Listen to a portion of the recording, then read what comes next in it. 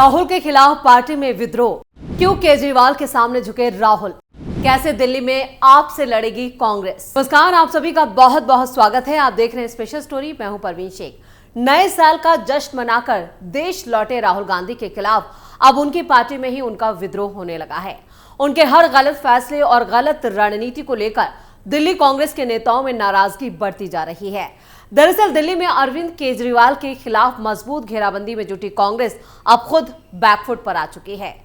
विधानसभा चुनाव से पहले आम आदमी पार्टी के खिलाफ जहां बड़े नेताओं के तेवर पहले से शांत थे, वहीं अब स्थानीय नेताओं को भी हाईकमान ने खामोश करा दिया है।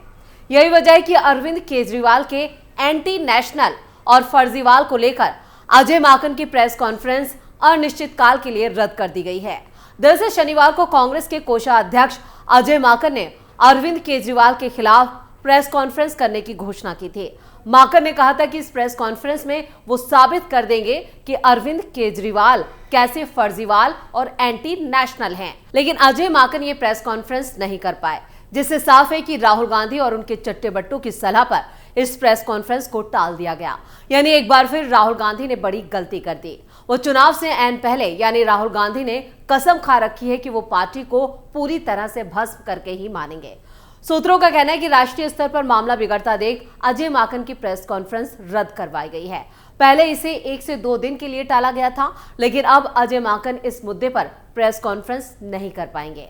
दिल्ली के दंगल में भले ही कांग्रेस पूरी मजबूती से चुनाव लड़ने की बात कह रही हो, लेकिन आम आदमी पार्टी के खिलाफ बोलने से बड़े नेताओं ने भी दूरी बना रखी है। अब तक ना तो कांग्रेस अध्यक्ष मल्लिकार्जुन खड़गे और ना ही राहुल गांधी, प्रियंका और जयराम रमेश ने अरविंद केजरीवाल को सीधे निशाने पर लिया है। कांग्रेस का राष्ट्रीय मीडिया विभाग भी केजरीवाल और आप के खिलाफ खामोश है। इतना ही नहीं, क्षेत्रीय नेताओं के हमले पर भी आपने ऐतराज जताया था। आपने इंडी गठबंधन से कांग्रेस को बाहर करने तक की मांग कर दी थी, जिससे लगता है कि कांग्रेस दबाव में आ चुकी है और यहां पर आम आदमी पार्टी के सामने झुक गई है। कांग्रेस ने जिस तरह से दिल्ली में अपने पैर पीछे खींचे हैं, वो उस पर भारी पड़ने वाला है। इससे दिल्ली कांग्रेस के नेताओं के अंदर राहुल को लेकर गुस्सा बढ़ चुका है, जो एक बड़े धमाके के रूप में जल्द सामने आ सकता है।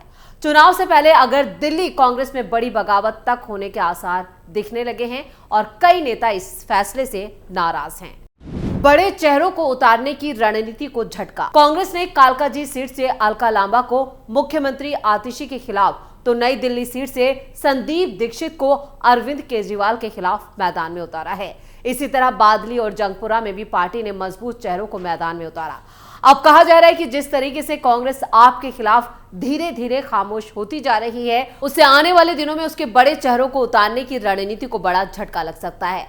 दरअसल कांग्रेस के कोषाध्यक्ष अजय माकन ने बीते दिनों दिल्ली की सत्ता पर काबिज आम आदमी पार्टी और केंद्र की सत्ता पर काबिज भारतीय जनता पार्टी के खिलाफ आरोप पत्र और श्वेत पत्र जारी किया था।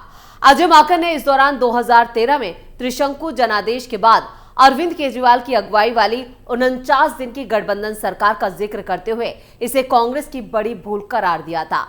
उन्होंने कहा था कि कांग्रेस ने अगर उस वक्त केजरीवाल सरकार के गठन में सहयोग नहीं किया होता, तो आज दिल्ली के नागरिकों को समस्याएं नहीं झेलनी पड़ती। अजय माकन ने हालिया लोकसभा चुनाव के दौरान इंडी गठबंधन में आम आदमी पार्टी की गैर मौजूदगी और गठबंधन को भी कांग्रेस के लिए नुकसानदेह बताया और कहा कि इसका खामियाजा पार्टी विधानसभा चुनाव में भुगत रही है।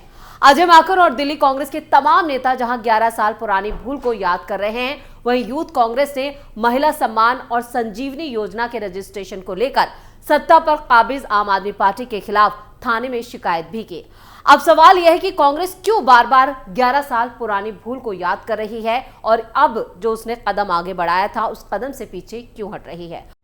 कांग्रेस को क्यों याद आ रही है पुरानी भूल। कांग्रेस को बार बार 11 साल पुरानी भूल याद आ रही है, तो उसके पीछे अपनी एक बड़ी वजह है। इसे समझने के लिए 2008 और 2013 और 2015 के नतीजों की चर्चा जरूरी है।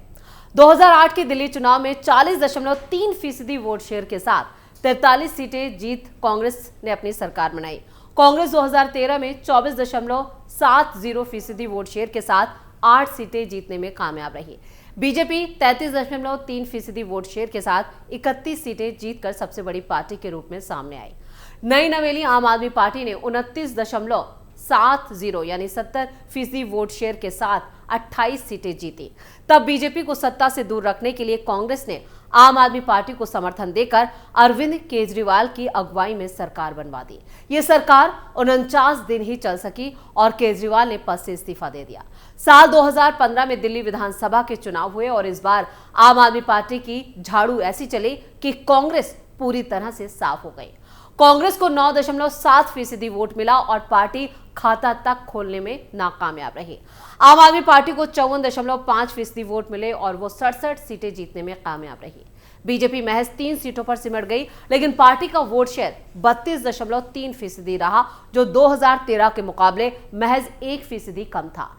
ऐसे में नतीजों के पीछे कांग्रेस का वोट बैंक आम आदमी पार्टी के साथ शिफ्ट हो जाने को एक बड़ी वजह माना जाता है, जिसमें एक फैक्टर गठबंधन भी कहा जाता है। दिल्ली में फिर से सिर नहीं उठा पाई कांग्रेस। कांग्रेस 2015 में 0 पर सिमट गई और इसके बाद कभी सिर नहीं उठा पाई। 2020 के दिल्ली चुनाव में कांग्रेस का वोट शेयर गिरकर 4.3% पहुंच गया।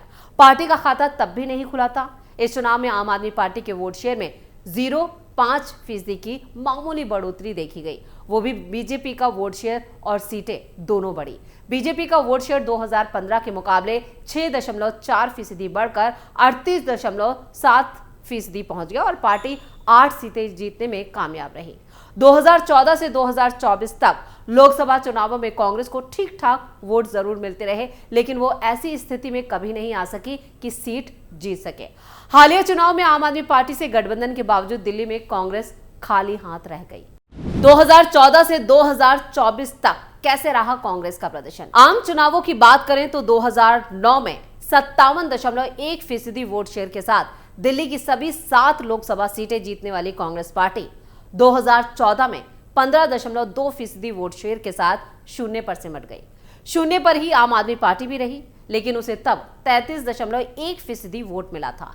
2019 में कांग्रेस का वोट शेयर 22.6% पहुंच गया और grand old party 18.2% vote share वाली आम आदमी पार्टी को पीछे छोड़ बीजेपी के बाद दूसरे नंबर की पार्टी के रूप में उभरी। लेकिन 2024 के चुनाव में फिर से केजरीवाल के दल से हाथ मिला लिया। कांग्रेस को इस बार 19% वोट मिला। कांग्रेस, बीजेपी और आम आदमी पार्टी के बाद वो तीसरे नंबर की पार्टी रह गई। तो इस तरह यहाँ पर कांग्रेस पार्टी तीसरे नंबर की पार्टी बन गई, जो दिल्ली में कई सालों तक राज कर चुकी थी। लेकिन आम आदमी पार्टी के साथ हाथ मिलाकर उसने जो गलती की थी वो फिर 2024 में अब दोहराने वाली है। जिस तरह से आम आदमी पार्टी के खिलाफ कांग्रेस ने यहाँ पर आक्रामक रुख अपनाया था, अब उस पर राहुल गांधी ने पूरी तरह से पलीता लगा दिया है और राहुल गांधी की एक और गलती और एक और गलत फैसला अब यहाँ पर कांग्रेस पार्टी पर भारी पड़ने वाला है। दिल्ली में बीजेपी ने बनाई जीत की रणनीति। इधर बीजेपी दिल्ली में 27 साल से सत्ता से दूर है और बीजेपी सत्ता का सूखा खत्म करने के लिए नई नई रणनीति बना रही है। पार्टी इस चुनौती का सामना करने के लिए कई रणनीतियों पर काम कर रही है। उसे लगता है कि आम आदमी पार्टी के 10 साल के शासन के खिलाफ सत्ता विरोधी लहर है। उसे यह भी लग रहा है कि आम आदमी पार्टी के भ्रष्टाचार और कुशासन का मुद्दा अब जनता तक पहुंच गया है। इस बार बीजेपी का चुनाव प्रचार भी पूरी तरह से स्थानीय मुद्दों पर फोकस है। प्रधानमंत्री मोदी नालियों, जलभराव वाली सड़कों और डीटीसी बसों के बेड़े के बारे में बात करते नजर आ रहे हैं। ये बीजेपी की तरफ से अतीत में दिल्ली में चलाए गए राष्ट्रीय मुद्दों पर आधारित चुनाव प्रचार से एकदम अलग है। बीजेपी की कोशिश है कि आम आदमी पार्टी जो दिल्ली वासियों के रोजाने के मुद्दे पर हैं, उसकी नब्ज टटोल ले। बीजेपी की रणनीति 5 राजनीतिक खंभों पर टिकी है। इसकी झलक पिछले हफ्ते दिल्ली में पीएम मोदी के 2 भाषणों में साफ साफ देखने को मिली। दिल्ली में एक बार फिर पीएम मोदी ही बीजेपी का चेहरा है और पार्टी किसी भी मुख्यमंत्री पद के उम्मीदवार को आगे नहीं कर रही है। प्रधानमंत्री और गृहमंत्री अमित शाह मुख्यमंत्री के आलीशान आवास को लेकर शीशमहल अभियान चलाकर आप पर हमला कर रहे हैं। उन्हें लगता है कि ये आपकी कमजोर कड़ी है। भाजपा यमुना नदी की हालत से लेकर वायु प्रदूषण तक आपके कुशासन को उठाकर चुनाव प्रचार को स्थानीय बनाए रखने की कोशिश कर रही है। पार्टी का कहना है कि दिल्ली को बीजेपी के संचालित डबल इंजन वाली सरकार की जरूरत है। बीजेपी आपके 2 बड़े हथियारों यानी कि मुफ्त बिजली और महिलाओं के लिए किए गए 2100 रुपए के वादे का तोड़ निकालने की योजना बना रही है और बीजेपी ने झुग्गी झोपड़ी में रहने वालों के लिए जो एक बड़ा वोट बैंक है, एक बड़ा दांव चला है। पीएम मोदी ने कहा है कि सबको पक्का मकान मिलेगा। बीजेपी को उम्मीद है कि कांग्रेस और बीएसपी कई सीटों पर आपके वोटों में सेंध लगाएगी और इसका फायदा सीधे तौर पर बीजेपी को मिल सकता है। दिल्ली चुनाव में मोदी ही चेहरा है। बीजेपी के सबसे बड़े चेहरे प्रधानमंत्री नरेंद्र मोदी एक बार फिर आम आदमी पार्टी के खिलाफ मोर्चा संभाल रहे हैं। 2020 में भी ऐसा ही हुआ था, जब बीजेपी हार गई थी और 2015 में बीजेपी ने किरण बेदी को अपना मुख्यमंत्री पद का चेहरा बनाया था। लेकिन वो एक आपदा में बदल गया, क्योंकि आम आदमी पार्टी ने दिल्ली की 70 में से 67 सीटें जीत ली थी। अरविंद केजरीवाल और उनकी पार्टी बीजेपी पर तंज कस रही है और पूछ रही है कि इन चुनावों में उनका दूल्हा कौन है। लेकिन बीजेपी को लगता है कि इस चुनाव में सीएम चेहरे से भी बड़े मुद्दे हैं। 2023 में राजस्थान, छत्तीसगढ़ और मध्य प्रदेश में बिना किसी सीएम चेहरे के जीत से उसका हौसला बढ़ा है। बीजेपी ने अब तक जो 2 पोस्टर जारी किए हैं उनमें सिर्फ मोदी ही चेहरा है। बीजेपी को लगता है कि आम आदमी पार्टी ने ये कहकर कि अपनी ही रणनीति को जटिल बना दिया कि अगर आप जीतती है तो केजरीवाल सीएम के तौर पर आतिशी की जगह लेंगे, जबकि सुप्रीम कोर्ट ने अरविंद केजरीवाल को जमानत देते वक्त उन पर कड़ी शर्तें लगाई हैं और ये शर्तें साफ तौर पर ये संकेत हैं कि वो दिल्ली के मुख्यमंत्री नहीं बन सकते और इसके बावजूद वो हर जगह कह रहे हैं कि वो ही सीएम बनेंगे और उनके चेहरे पर चुनाव लड़ रहा है, जो एक बड़ा हथियार बीजेपी के हाथ लग चुका है। यानी यहाँ पर आम आदमी पार्टी, अगर बीजेपी की रणनीति की बात की जाए तो आम आदमी पार्टी चारों खाने चित नजर आ रही है। दूसरी तरफ कांग्रेस है जो अपने ही फैसलों पर आगे नहीं बढ़ पा रही है। यानी कांग्रेस दिल्ली को लेकर फिर से स्टैंड नहीं ले पा रही और जो स्टैंड लेती है उसमें राहुल गांधी अड़ंगा लगा देते हैं, जिससे राहुल गांधी के खिलाफ पार्टी में एक माहौल बन रहा है। उनके खिलाफ कांग्रेस, दिल्ली कांग्रेस के अंदर नाराजगी बढ़ती जा रही है। स्पेशल स्टोरी में इतना ही। वीडियो कैसा लगा कमेंट करके अपनी राय जरूर दें। वीडियो को लाइक करें, शेयर करें और कैपिटल टीवी को सब्सक्राइब जरूर करें। धन्यवाद।